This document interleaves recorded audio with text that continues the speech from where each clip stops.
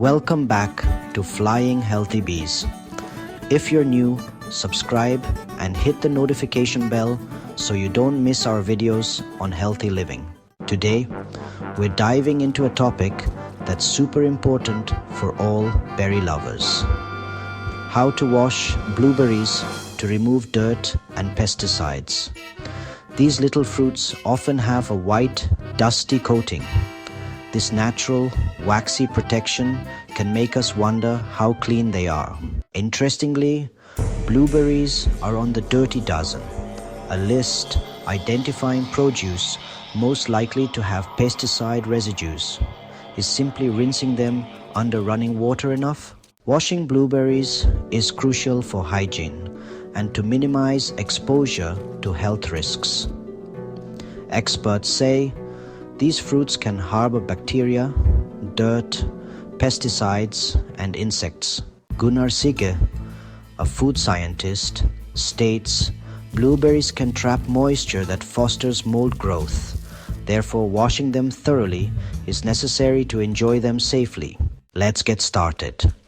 Rinsing blueberries under cool, running water is the best way to clean them. Gently shake them in a colander so water reaches every berry.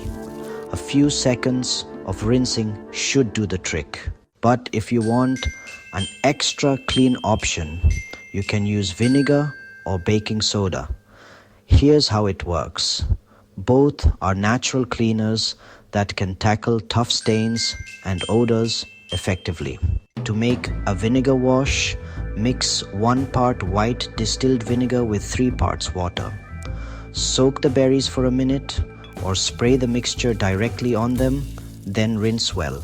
For a baking soda solution, mix 1 teaspoon of baking soda for every 2 cups of water.